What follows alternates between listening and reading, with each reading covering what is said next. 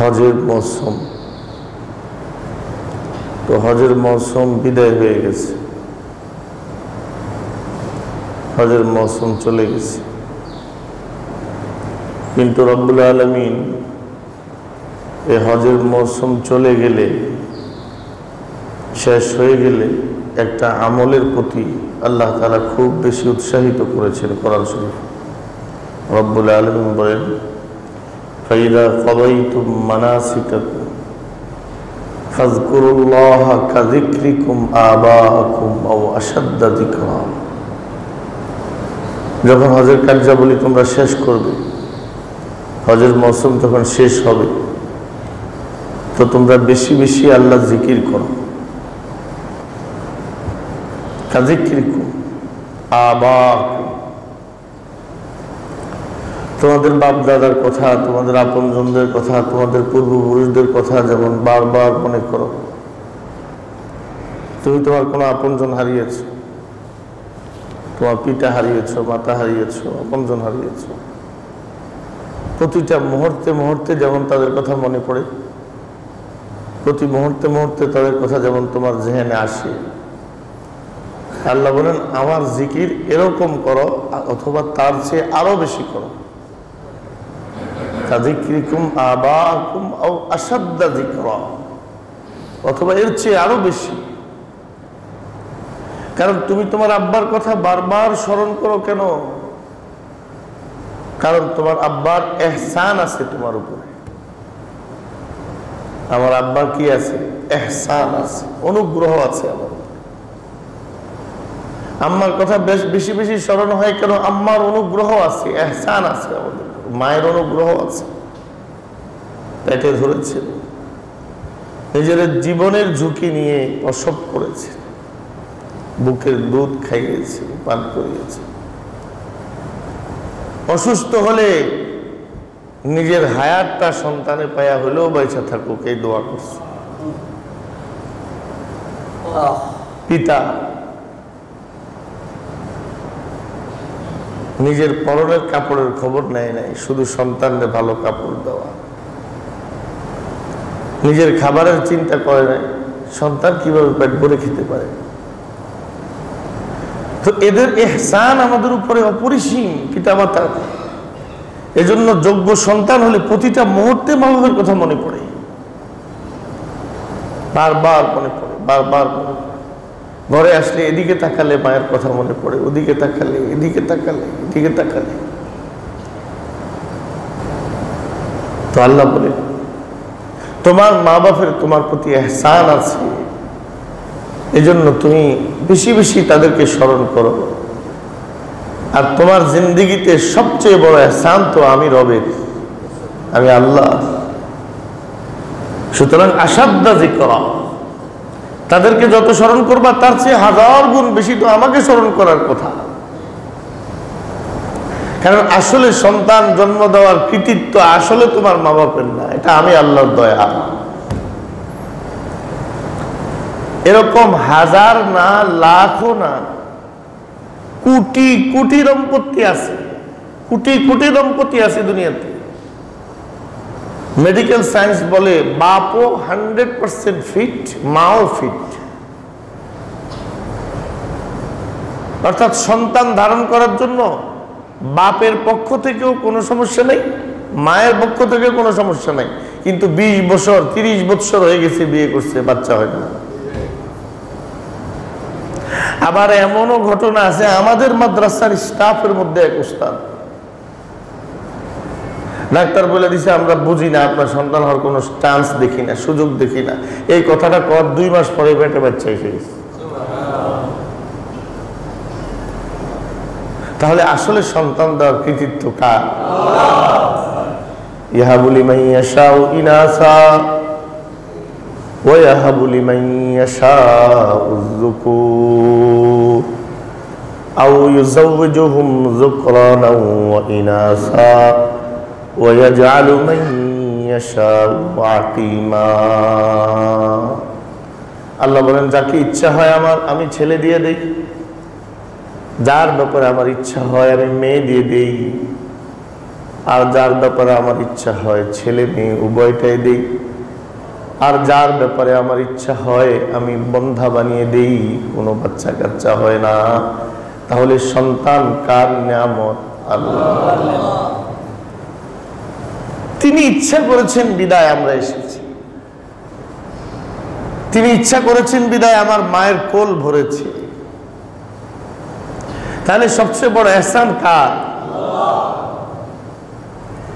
তো এবার আপনারা বলেন, এই পিতামাতার কথা, আপনজনের কথা সঠিক সন্তান যদি হয়, আর কিছু সন্তান তো এমন আছে কুলাঙ্গার, এই মুসল্লিয়ান মসজিদে আছে কিনা জানি না, এই 2 দিন আগে সন্ধ্যার সময় মাগরিবের পরে না জানি আসরের পরে আমি রোমে, আব্দুল বাতেন আসছিল, মুফতি ওমর ফারুক সাহেব ছিল। এই সময় এক ভদ্রলোক আসছে, মা বাপকে মহব্বত করতে হয় এটা শুনছি, কোরআন হাদিস অনেকে আছে, কিন্তু আমার যে মহব্বত আসে না, তাদের খেদমত করতে হয়, আমার যে খেদমত করতে মন চায় না, আমি কি করতাম? মানে আমার তাদের দিকে ঠিক মতো তাকাইতে ইচ্ছা করে না, তাদের খেদমত করতে ইচ্ছা করে না, আর তাদের কোনো মহব্বত আমার অন্তরে নাই। চিন্তা করে যাও, সে তো তার রোগটার কথা বলছে, এসে কোনো পদ্ধতি বের হয় কিনা, বা হুজুর কোনো তদবির বলে কিনা, কোনো রাস্তা দেখায় কিনা যার দ্বারা মহব্বত হয়, এটা প্রশংসনীয়। কিন্তু এমন কোটি কোটি সন্তান আছে না নাই? মায়ের চেহারার দিকেও তাকায় না, বাপের চেহারার দিকেও তাকায় না, অথচ চেহারার দিকে তাকাইলে হজের সওয়াব। কি চেহারা! এবার যেই চেহারার দিকে মহব্বতের সাথে তাকালে হজের সওয়াব, ওই চেহারাটা আপনার ঘরে, আমার ঘরে বাকি থাকা আল্লাহর কত বড় নিয়ামত। বউয়ের দিকে চাইলে কি উমরা সওয়াব হইব না? কোনো, হ্যাঁ, বউয়ের দিকে মহব্বতের সাথে তাকাইলে উমরা সওয়াব হবে? শালীর দিকে তাকাইলে? শালীর দিকে তাকানোর মতো লোকের অভাব নাই। রাস্তার বেগানা বেশ্যা মহিলার দিকে তাকানোর অভাব নাই, তাকানোর লোকের অভাব নাই। কিন্তু গর্ভধারিণী মায়ের চেহারার দিকে মহব্বতের সাথে তাকানোর মতো ছেলের অভাব আছে। ওরা কপাল, আমরা আফসুস, হতভাগা, দুর্ভাগা আমরা। তো এই মা বাপের বেশি ihsan আমাদের উপর আছে বিদায় আমরা মা বাপের কথা বেশি স্মরণ করি। আল্লাহ বলেন, তো তোমার মা বাপও তো আমার দয়া, তুমিও আমার দয়া, তোমার জিন্দেগিও আমার দয়া, তোমার রিজিকও আমার দয়া। এবার তুমি ফয়সালা করো, আমাকে আরো কত বেশি স্মরণ করার কথা। ও মুসলমান ভাইরা, কত মানুষ এমন আছে বসছে কিন্তু আর উঠতে পারে না। বলেন না, বলেন না, বসে বসে হঠাৎ করে প্যারালাইজড হয়ে গেছে, এখন আর পাগুলো সোজা করতে পারে না, উঠতে পারে। এই বসাই তার জিন্দিগির আখেরি বসা। বহু মানুষ দাঁড়াইছে, কাইত হয়ে গেছে, আর বসতে পারেনি, এই শোয়া অবস্থায় দুনিয়া থেকে গেছে, লম্বা হয়ে আর কোনোদিন কোমরটা সোজা করে বসতে পারে নাই। এমন লোক আসেনি। বহু মানুষ ঘাটা এইভাবে একবার ঘুরাইছে, এমনি রয়েছে। কালকে এক ইসলামী মাহফিলে গেছিলাম লক্ষ্মীপুরে, গত রাত্রে। এক ঘরে খানা খাইতে গেছি, প্রাইমারি স্কুলে অবসরপ্রাপ্ত হেড টিচার, স্ট্রোক করে এমনি রয়েছে। আমগুলো কথাবার্তা কয়, ডাইনেও মাথা ঘুরে না, বামেও ঘুরে না, এমনি সোজা। তা আপনি ডান দিকে যে মাথাটা মুভ করতে পারছেন আল্লাহ, সোজা করতে পারছেন আল্লাহ, বাম দিকে ঘুরাইতে পারছেন আল্লাহ, বসছেন আল্লাহ, বসা থেকে উঠা দাঁড়াইছেন আল্লাহ, কদমটা সামনে বাড়তেছে আল্লাহ। কারণ প্রতিটা সেকেন্ডে আপনার মালিকের রহমত, না হলে কদম এমনি আটকে দেবে, আর সামনে আগাবে না। তাহলে আমাদের প্রতি সবচেয়ে বড় ihsan কার? আল্লাহ বলেন, ফাইদা কাদাইতুম মানাসিকাকুম, ফাযকুরুল্লাহা কাযিকরিকুম আবাআকুম আও আশাদ্দা যিকরা ফামিনান নাসি মান ইয়াকুলু রাব্বানা আতিনা ফিদ দুনিয়া ওয়া মা লাহু ফিল আখিরাতি মিন খালাক ওয়া মিনহুম মান ইয়াকুলু রাব্বানা আতিনা ফিদ দুনিয়া হাসানাহ وفي الآخرة حسنة وقنا عذاب النار أولئك لهم نصيب مما كسبوا والله سريع الحساب আল্লাহ বলেন যখন হজের কাজ শেষ হয়ে যাবে, হজের মৌসুম শেষ হয়ে যাবে, তখন তোমরা আমি রবকে বেশি বেশি স্মরণ করো, আমার জিকির বেশি বেশি করো। এত পরিমাণ স্মরণ করো, বাপ দাদাকে যত স্মরণ করো, নিজের সবচেয়ে আপনজনকে যত স্মরণ করো তার চেয়েও বেশি স্মরণ করো। আও আশাদ্দা যিকরা, বেশি বেশি করে আমি আল্লাহ জিকির করো। তাহলে হজের মৌসুম আমাদেরকে জিকিরের তালিম দিয়ে গেছে। কিসের তালিম? একটু সবাই বলেন না দিল খুলে, কিসের তালিম?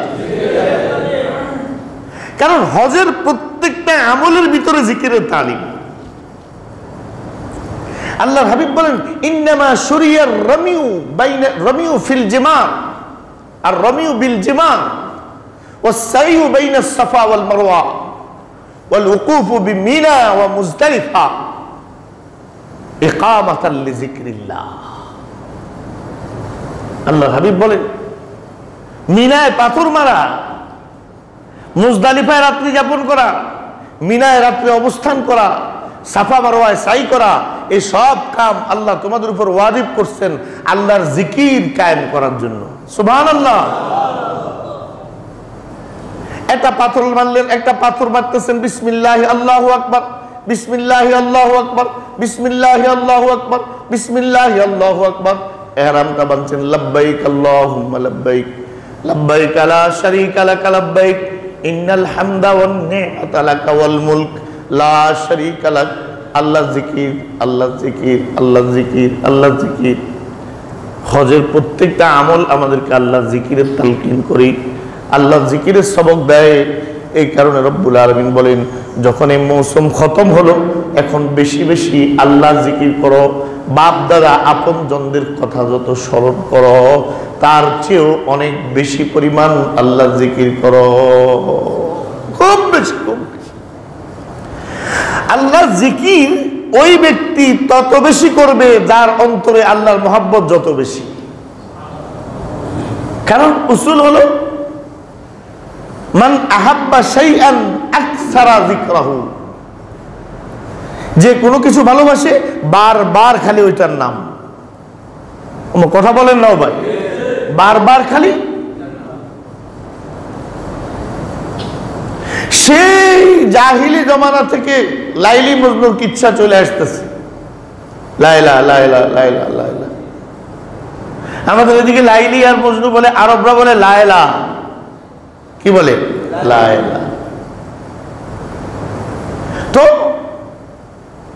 ওই মজনুর সারাক্ষণ কাম শুধু বসে বসে লায়লা লায়লা লায়লা লায়লা লায়লা লায়লা। তো পাগলারা একজনে জিজ্ঞাসা, আরে ভাই তুমি অন্য কিছু একটা তো বলো, সবসময় লায়লা লায়লা লায়লা লায়লা।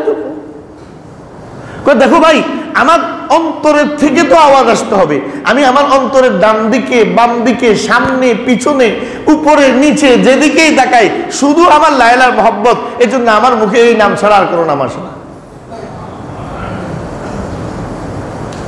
এবার কারো অন্তর যদি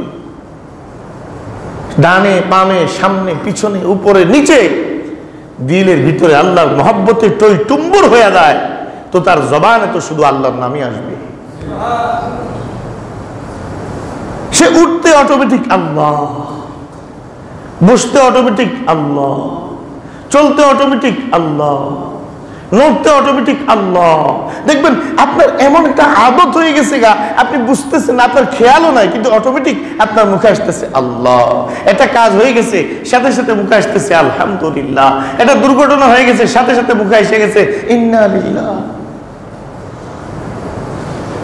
তাহলে বোঝা গেল আমার অন্তরে কার মহব্বত?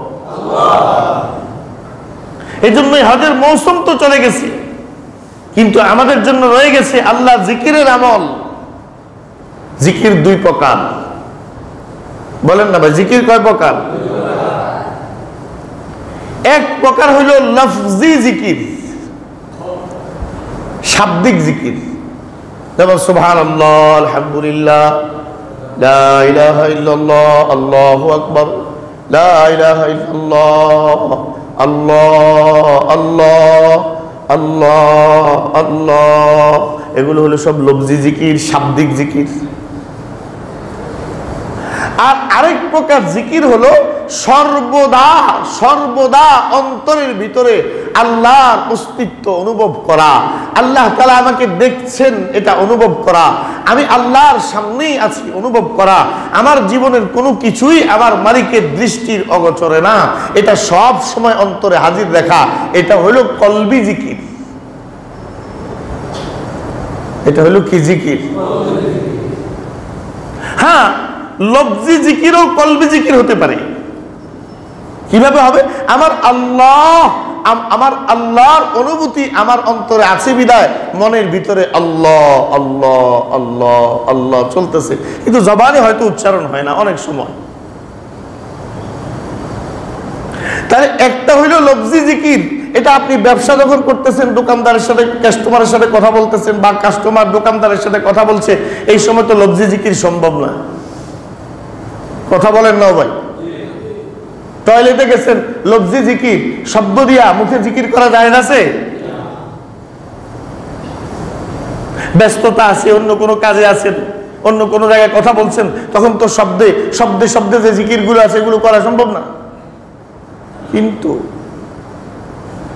কিন্তু আপনি যত কাজে, যত জায়গায়, যত ব্যস্ততায় থাকেন না কেন, আপনার কলবকে আপনার মালিকের দিকে মোতাওয়াজ্জু রাখা, তার অর্থ হলো 24 ঘন্টা আপনি আল্লাহর জিকিরে আছেন। সুবহানাল্লাহ।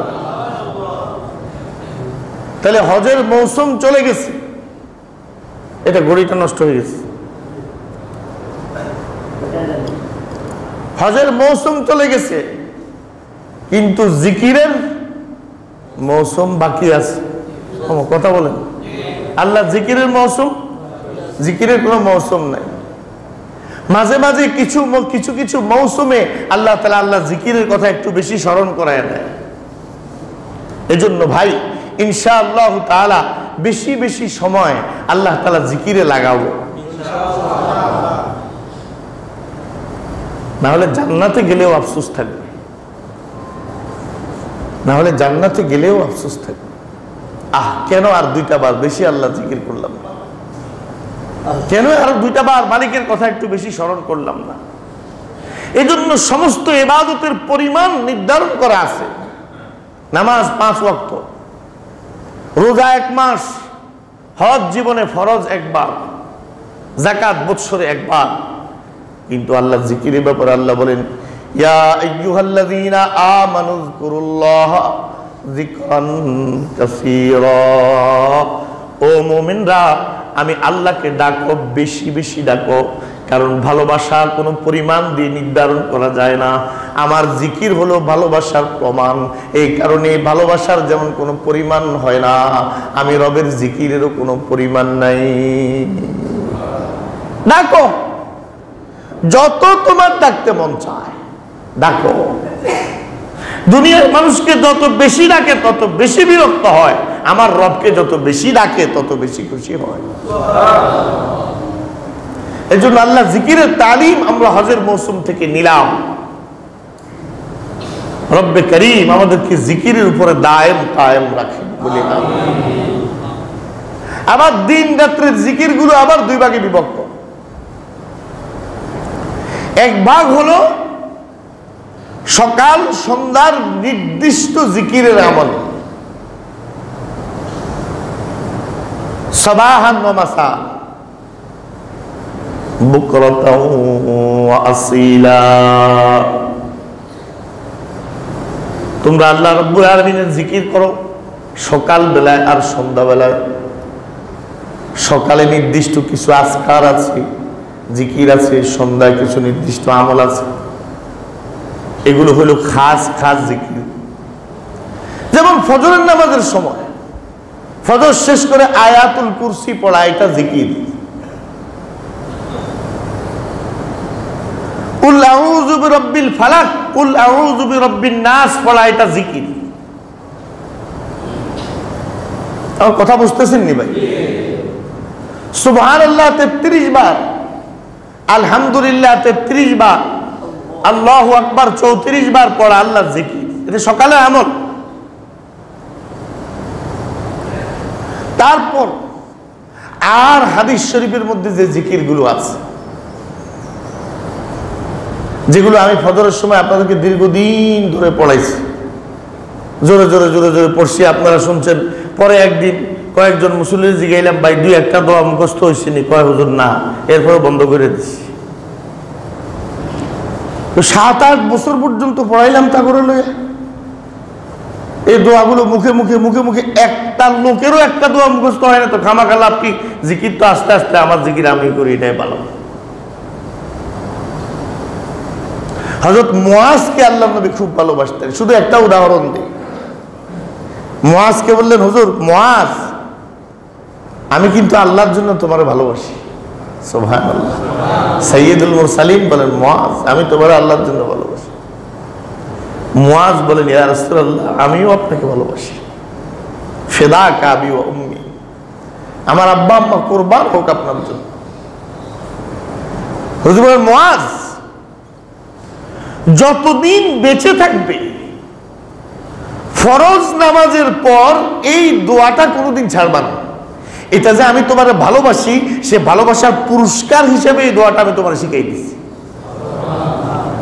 রব্বি আইন্নি আলা যিকরিকা ওয়া শুকরিকা ওয়া হুসনি ইবাদাতিক।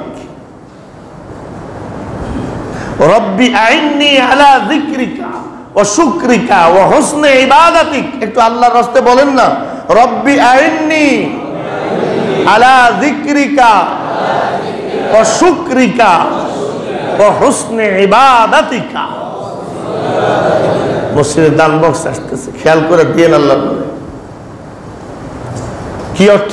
রব, আমার রব, আইন্নি, তুমি আমারে মদত করো, তুমি আমাকে সাহায্য করো, আলা যিকরিকা, বেশি বেশি যাতে আমি তোমার জিকির করতে পারি, ও শুকরিকা, এবং বেশি বেশি আমি তোমার শুকর আদায় করতে পারি, ও হুসনে ইবাদাতিকা, এবং তোমার সমস্ত ইবাদত যাতে উত্তম তরিকায় সুন্দরভাবে আমি আঞ্জাম দিতে পারি। মুআজকে হুজুর বলেন, মুআজ, আমি যে তোমার ভালোবাসি, এই ভালোবাসার দাবি থেকে এই তোমার একটা আমল আমি শিখাই দিলাম। মৃত্যু পর্যন্ত কোন ফরজ নামাজ তুমি এমন পড়বা না যে নামাজের পরে এই দোয়া না পড়বা। এই রকমের হাজারো আমলের কথা হাদিসের কিতাবগুলোতে আছে। এগুলো হলো খাস খাস ওয়াক্তের খাস খাস আমল, বিশেষ বিশেষ সময়ের বিশেষ বিশেষ জিকির। কুল্লু নাফসিন যায়িকাতুল মাউত, এটাও একটা ফজরের পরের একটা জিকির। আল্লাহুম্মা আজিরনি মিনান নার, এটাও ফজরের পরে একটা জিকির। সহিহ বুখারী এবং মুসলিম শরীফের হাদিসের মধ্যে এসেছে, সাইয়্যিদুল ইস্তিগফার, আল্লাহর হাবিব বলেন, যে ব্যক্তি এই ইস্তিগফারটা পড়বে, দুনিয়াতে যত ইস্তিগফার আছে তার মধ্যে সাইয়্যিদ, নেতা, সর্বশ্রেষ্ঠ ইস্তিগফার হলো আল্লাহুম্মা আনতা রাব্বি লা ইলাহা ইল্লা আনত খলাকতানি ওয়া আনা আবদুকা ওয়া আনা আলা আহদিকা ওয়া ওয়াদিকা মাস্তাতাতু আউযু বিকা মিন শাররি মা সানাতু আবু লাকা বিনিমাতিকা আলাইয়া ওয়া আবু লাকা বিযামবি ফাগফিরলি ফাইন্নাহু লা ইয়াগফিরুয যুনুবা ইল্লা আনতা। আল্লাহর হাবিব বলেন, এই ইস্তিগফারটা যে ফজরের পরে একবার পড়বি আর সন্ধ্যাবেলায় মাগরিবের পরে একবার পড়বি, ওই দিনে মারা যাক আর রাত্রে মারা যাক, মিল্লাতে ইব্রাহিমের উপরে, ইসলামের উপরে মৌত হবে, সোজা জান্নাতে যাবে। বুখারী এবং মুসলিমের মুত্তাফাকুন আলাইহি হাদিস। এটাও ফজরের পরে একটা খাস আমল। জাযাল্লাহু আন্না মুহাম্মাদাম মা হুয়া আহলু, একটা খাস আমল। তারপরে এইভাবে ভাই অনেক ধরনের আমল আছে, আমি আজকে এই বিষয়ে কথা বলার জন্য বসি নাই। এগুলো হলো খাস খাস আমল, ফরজ নামাজের পরে, ফজরের পরে, এশার পরে, মাগরিবের পরে, এগুলো খাস খাস আমল। আর বাকি যে সময়গুলো থাকে যেগুলোতে খাস কোনো আমল নাই, ওইগুলোতে আপনার কাছে পছন্দনীয় আল্লাহ যে জিকির আছে ওই জিকিরটা বেশি বেশি করে। কারো কাছে বেশি সুবহানাল্লাহ পড়তে ভালো লাগে, কারো কাছে আলহামদুলিল্লাহ বেশি পড়তে ভালো লাগে, কারো কাছে আল্লাহু আকবার বেশি পড়তে ভালো লাগে, কারো কাছে লা ইলাহা ইল্লাল্লাহ বেশি পড়তে ভালো লাগে। আপনি বাকি সময় ওই একটা আমল বেশি বেশি চালান, তাহলে কিয়ামতের দিন সবাই যখন পেরেশানিতে থাকবে আপনি হাসবেন আর জান্নাতে যাবেন। এক হাদিসে আল্লাহর হাবিব বলেন, যে ব্যক্তি কাপুরুষতার কারণে, কাপুরুষ হওয়ার কারণে যুদ্ধে যাইতে ভয় পায়, আল্লাহ রাস্তায় জিহাদে যাইতে ভয় পায়, যেই লোক বখিল কৃপণ হওয়ার কারণে দান সদকা করতে পারে না, কিটা করবো বেচারা মজবুর, 2টা টাকা পকেটে দিলে 2 মাস পর্যন্ত আর ঘুম হয় না, এরকম কিছু লোক আছে। তো হুজুর বলেন যে কৃপণ, তার ভিতরে কৃপণতা এত বেশি, কোন তদবিরে তার এই বখালতি যায় না। আর যে এমন কাপুরুষ, এমন ভয় তার ভিতরে, দুশ্মনের মুখোমুখি হয় না, এখন আর কি করবে? অগত্যা বেশি বেশি আল্লাহ জিকির করুক, তাহলে আল্লাহ তাকে মুজাহিদদের মধ্যেও শামিল করবে, আল্লাহ তাকে দান সদকাকারীদের মধ্যেও শামিল করবে। এবার তো ভালো ওয়াজ পাইছেন। এখন এবার আপনারা সবাই বলবেন, হুজুর কইছে আর জিহাদ টিহাদ করানো লাগবে না, শুধু জিকির করলে হবে, আর দান সদকা করা লাগবে না, শুধু জিকির করলে হবে। হাদিসের অর্থ এটা নেই, ওর কথা কর না ভাই। বলা হয়েছে যে ব্যক্তি এমন বখিল যে আর কোনোভাবে, বহুত তদবির করছে, বহুত আলেম তারে বুঝাইছে, ভাই বুঝাইছে, মা বুঝাইছে, তারে বাপ বুঝাইছে, কিন্তু তার বখালতি আর কৃপণতা যায় না। আর সে এমন কাপুরুষ, এমন দুর্বল চিত্তের অধিকারী, দুশ্মনের মুখোমুখি হওয়ার সাহস হয় না। তাহলে হুজুর বলেন ফালিয়াজকুরিল্লাহ, সে যাতে বেশি বেশি আল্লাহ জিকির করে, কমপক্ষে আল্লাহ জিকিরটা সে বেশি বেশি যাতে করে, যে মুজাহিদ যখন আল্লাহ রাস্তায় জিহাদ করতেছে তখন সে যাতে গাফেল না থাকে, যখন দানশীল ব্যক্তি দান করে আল্লাহকে রাজি করতেছে তখন যাতে সে গাফেল না থাকে, কমপক্ষে আল্লাহ জিকিরে থাকে। আল্লাহ তুমি আমাদেরকে তৌফিক নসিব করো। তো আল্লাহ জিকির দেখেন, আমরা যে 5 ওয়াক্ত নামাজ পড়ি না? আলহামদুলিল্লাহ, কি বলেন? 5 ওয়াক্ত নামাজ পড়ি না 5 ওয়াক্ত নামাজ কায়েম করি? হ্যাঁ, জামাতের সাথে। নামাজের যতগুলো বিধিবিধান আছে, মুস্তাহাব সুন্নত আছে, সব কিছুর দিকে লক্ষ্য রেখে একদম বিশুদ্ধভাবে জামাতের সাথে নামাজ পড়ার নাম হলো ইকামাতে সালাত।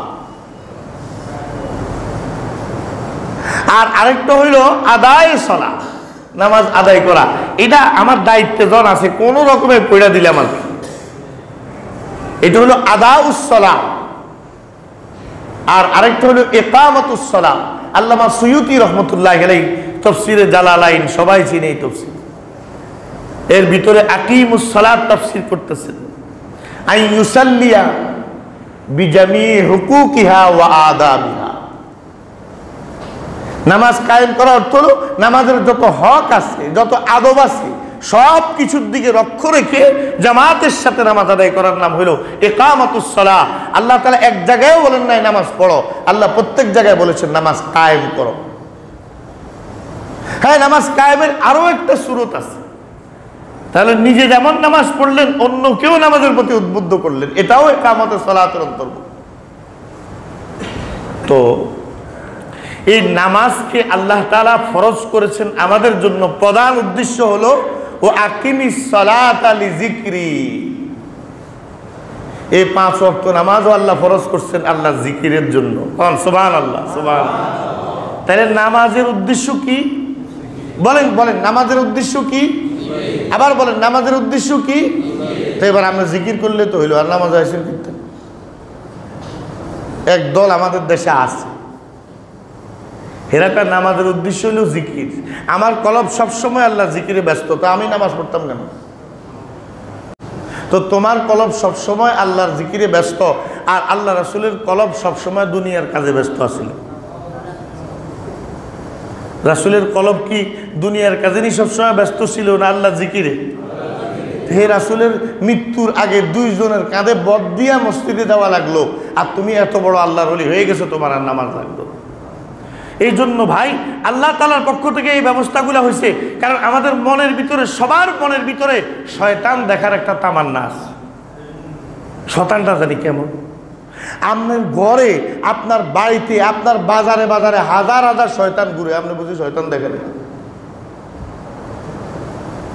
যে বলে শুধু আল্লাহ জিকিরের দ্বারাই হয়ে যাবে আর নামাজ লাগবে না, তো মনে করবেন আপনার খায়েশ পুরো হয়ে গেছে, আপনার সামনে শয়তান দাঁড়ায় গেছে। কথা কয় না? কারণ আল্লাহ শয়তানকে 2 ভাগে ভাগ করছে, মিনাল জিন্নাতি ওয়ান নাস। একটা হলো জিন শয়তান, আর একটা হলো মানুষ শয়তান। জিন শয়তানের ক্ষমতা সীমিত, মানুষ শয়তানের ক্ষমতা ভয়াবহ। জিন শয়তান মাঝে মাঝে মানুষ শয়তানের অবস্থা দেখে ওই এলাকা থেকে ভাগ্য যায়। কামাসালি শাইতান ইয ক্বালা লিল ইনসানি কফুর ফালাম্মা কাফারা ক্বালা ইন্নী বারিউম মিনক ইন্নী আখাফুল্লাহ রাব্বাল আলামিন। শয়তান আইসা যখন মানুষকে দিয়ে একটা কুফরি করে ফেলে, আল্লাহর নাফরমানি করে ফেলে, কুফরি করে ফেলে, তো শয়তান দৌড় দিয়া চলে যায়, ভাগতে ভাগতে দৌড়তে দৌড়তে ভাগে, আর কয় হায় হায় আমি তো আল্লাহর সাথে কুফরি করি নাই, সরাসরি আমি আল্লাহর সাথে কুফরির ঘোষণা দিই নাই, শিরিক করি নাই, শুধু আল্লাহর একটা হুকুমের অবাধ্য হয়েছিলাম সামান্য সময়ের জন্য, আমি শয়তান হয়ে গেছি। আর তুই তো আল্লাহকে সরাসরি কুফরি করে ফেললি, অস্বীকার করে ফেললি, তুই তো আল্লাহর সাথে শিরিক করে ফেললি, এখন তোর উপরে যদি গজব আসে তো এটা তো আমার উপরেও পড়বো, দোস্ত আমি গেলাম, তুই থাক।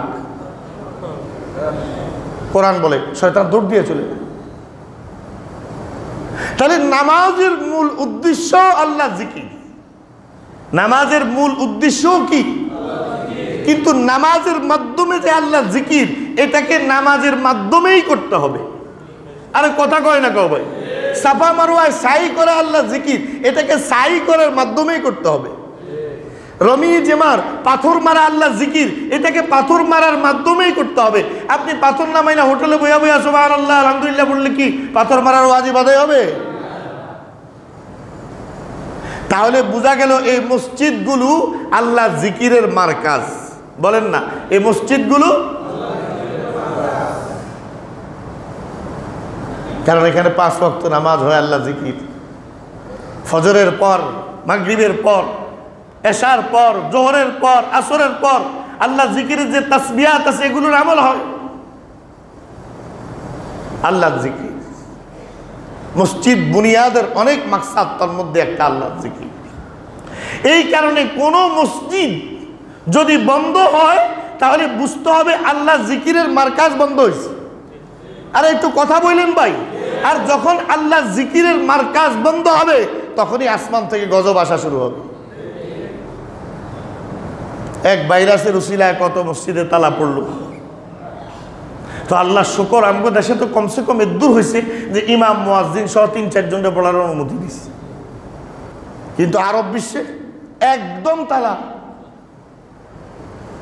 কত ইমাম আমার যে ফোন করছে ভাই, কত ইমাম, কাতার, দুবাই, আপনার ওই যে ওমান, সৌদি আরব, হুজুর আজান দিয়া রুমে আইসা নামাজ পড়ি,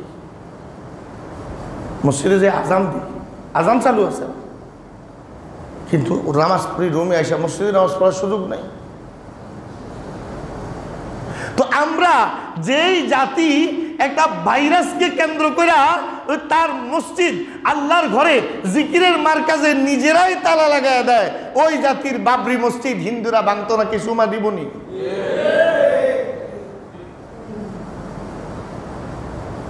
তারা কহ তোকে মসজিদে তো তোরাই তালা লাগাই রাখছিস, আমরা নাইলে একটা ভাঙ্গা মন্দির বানাইছি, কি তো মসজিদ নিয়া তামসা মুসলিম বিশ্ব কম হয় না। একজনের সাথে আরেকজনের ধাক্কা ধাক্কি, বাস মসজিদ বন্ধ, মারামারি, মসজিদে তালা, একটা জায়গায় 3টা বানাই আনিছে মসজিদ। আমার একখানে দাওয়াত দিয়ে নিছে আমগো এলাকা, 30 জায়গার ব্যবধানে 2 মসজিদ, দোনোটায় জুমা হয়, উভয়টা কি হয়। তো আমারে যারা দাওয়াত দিছে তারাও তো এক মসজিদের লোক, এই 2 মসজিদের এক মসজিদের লোক। কারণ তারা আমারে কয় হুজুর আপনি এমন একটা ওয়াজ করবেন যাতে তারা যে মসজিদটা বানাইছে তাকে উচিত শিক্ষা হয়। আর ওয়াজের আগে ওই মসজিদের একজন আয় আমার কানে কানে কয় হুজুর এই মসজিদটা আজ থেকে 40 বছর ধরে আছে, আপনারা যারা দাওয়াত দিয়েছে তারা মসজিদ বানাইছে 3 বছর আগে, আপনি এমন একটা ওয়াজ করবেন যাতে এগো উচিত শিক্ষা হয়। তা আমি স্টেজে উঠে গেলাম যে আমার আজকে এমন একটা ওয়াজ করা দরকার যাতে আমার নিজের শিক্ষা হয়। আমি যা চাই না করে ওয়াজ আইলাম কা তুই কথা কর না কাবা, আমি এমন ফেতনার জায়গার মধ্যে আইলাম কা, আসলাম কেন এটার জন্য যাতে আমার শিক্ষাটা হয়, লেগে ওয়াজ আজকে এই ওয়াজ 500 বছরের ঐতিহ্যে লালিত বাবরি মসজিদ ভারতের অযোধ্যায় 1528 খ্রিস্টাব্দে মুঘল সম্রাট ইনসাফ পরায়ণ, ন্যায় পরায়ণ, আদিল একজন শাসক ছিলেন সম্রাট বাবর। হিন্দুদের রচিত ইতিহাস গ্রন্থগুলাও যদি দেখেন তাও বাবরের ন্যায় আর ইনসাফের ঘটনায় ভরপুর। সে বাবর একটা পাহাড়ের চূড়ায়, আশেপাশে মানুষের অস্তিত্ব পর্যন্ত ছিল না, ওই জায়গায় পাশে নদী প্রবাহিত, একটা মসজিদ ওনার দেখা জায়গাটা পছন্দ হয়েছে, একটা আল্লাহর ঘর বানানোর স্বপ্ন নিয়ে উনি অযোধ্যার গভর্নরকে নির্দেশ দিলেন মসজিদ বানাও এখানে। চলে গেছে 300 বছর। 300 বছর পর ওই কুলাঙ্গাররা দাবি তুলছে এটা রামের জন্মভূমি, এখানে রাম জন্মগ্রহণ করছে, আমাদের ভগবান রাম। সুতরাং রামের জন্মভূমিতে জোর করে মুসলমান মসজিদ বানাইছে। সম্রাট বাবরের কি বুতে কিলাইছে যে অযোধ্যার এত হাজার লক্ষ কোটি একর জমিন থাকতে বা ওই যে রামের জন্মস্থানের জায়গাটার ভিতরে মসজিদ বানাইতো। ও আমার মুসলমান ভাইরা, আল্লাহর কসম করে বলি, যদি মুসলিম শাসকগুলো হিন্দুদের স্থাপনাগুলাকে মসজিদে রূপান্তরিত করত, আজ হিন্দুস্তানে কোনো মন্দিরের অস্তিত্ব খুঁজে পাওয়া যেত না। কিন্তু ইতিহাস সাক্ষী যে মুসলমান 850 বছর শাসন করছে উপমহাদেশ, কোনোদিন কোনো হিন্দুদের স্থাপনা ধ্বংস করে সেখানে আল্লাহর ঘর বানানো হয় নাই। এখন তো তারাই কামড়াকামড়ি লাগছে। নেপালের প্রধানমন্ত্রী কয় রামের জন্ম হইল নেপালে, রাম হইল নেপালি। এবার কিছুদিন আগে, গত কয়েক বছর আগে, কংগ্রেসের এক সংসদ সদস্য ইন্ডিয়ার পার্লামেন্টের মধ্যে বলছে রাম নামে কোনো মানুষই ছিল না, এটা কাল্পনিক চরিত্র। সেও হিন্দু, যে ঘোষণা দিচ্ছে সেও হিন্দু। নেপালের প্রধানমন্ত্রী তো কট্টর হিন্দু, সে বলতেছে রাম নেপালি, রামের জন্ম নেপালে, অযোধ্যায় না। তো তোরা একদল কস রাম নামে কেউ ছিল না, আর আরেক দল কয় রামের জন্ম নেপালে, আর আরেক দল কয় বাবরি মসজিদ যে জায়গায় সেখানেই রামের জন্ম। খুঁজতে খুঁজতে প্রায় 350 ফিট নিচে পর্যন্ত গেছে। পূর্বে কোনো কিছু ছিল বলে কোনো কিছুর অস্তিত্ব পাওয়া যায় নাই। শুধুমাত্র পেশি বলে, শরীরের শক্তি বলে গাদ্দারি করে আজ মসজিদকে মন্দিরে রূপান্তরিত করা হচ্ছে। মনে রাখবা, হাজারো মূর্তি ঢুকাইতে পারবা, আল্লাহর ঘর আল্লাহর ঘরই থাকবে। আবার মক্কা বিজয়ের মতো বিজয় যখন রচিত হবে, আমরা আবার লাঠি দিয়া বাইরে বাইরে এগুলো ভেঙে আল্লাহর ঘরকে পরিষ্কার করব। গায়ের জোরে বাইতুল্লাহ শরীফের ভিতরেও 360টা মূর্তি ঢুকাইছিল। কথা বলেন না কেন? মক্কার মুশরিকরা শরীরের জোরে, পেশি শক্তির বলে আল্লাহর ঘরের ভিতরেও 360টা মূর্তি ঢুকাইছিল। যেদিন মক্কা বিজয় হচ্ছিল, সরকারে দো আলম নিজের হাতের মধ্যে শক্ত কাঠের টুকরা নিয়া অকুল জা আল হাক্কু ওয়া যাহাকাল বাতিল ইন্নাল বাতিলা কানা যাহুকা, এই আয়াত পড়তেছিলেন আর ভাঙতেছিলেন। সাহাবায়ে কেরাম বলেন আমরা তাকাচ্ছিলাম যে হুজুর বাড়ি দেওয়ার আগেই মূর্তিটা সিজদায় পড়ে যাইতেছে। তো গায়ের জোরে আমাদের কাপুরুষতার সুযোগ নিয়ে আজ হিন্দুস্তানের মুসলমানদের দুর্বলতার সুযোগ নিয়ে, অনৈক্যের সুযোগ নিয়ে, মুসলমানদের পরস্পরের হানাহানি মারামারি আর পরস্পরের ফেরকাবাজির সুযোগ কাজে লাগায়া আজ আল্লাহর ঘরকে তোমরা মূর্তির ঘর বানাইতেছ। রব্বে করিম অবশ্যই তুরস্কের আয়া সুফিয়াকে ৮০ বছর পর আবার যেমন খ্রিস্টানদের সেই আপনার ধর্মীয় উপাসনালয় যেটা জোর করে মসজিদকে বানাইছে, তারা এটাকে পরিবর্তন করে আবার যখন আজানের ধ্বনি উচ্চারিত হয়েছে, কাবায় ৩৬০ মূর্তি সরাইয়া আবার যখন আজানের ধ্বনি সেখানে উচ্চারণ করা হয়েছে, বাবরি মসজিদেও অচিরেই তা হবে ইনশাআল্লাহ। কারণ মুসলমান যখন সুখে থাকে তো নিজেরা একতলাফ আর ঝগড়া করতে থাকে। ইতিহাস সাক্ষী, যখন মুসলমানদের অস্তিত্বের উপরে কোনো আঘাত এসে যায় তখন মুসলমান ঐক্যবদ্ধ হইতে সময় লাগে না। ইনশাআল্লাহ ঐক্যবদ্ধ হবে মুসলমান একদিন। এই হিন্দুস্তানে আল্লাহর দ্বীন অবশ্যই কায়েম হবে।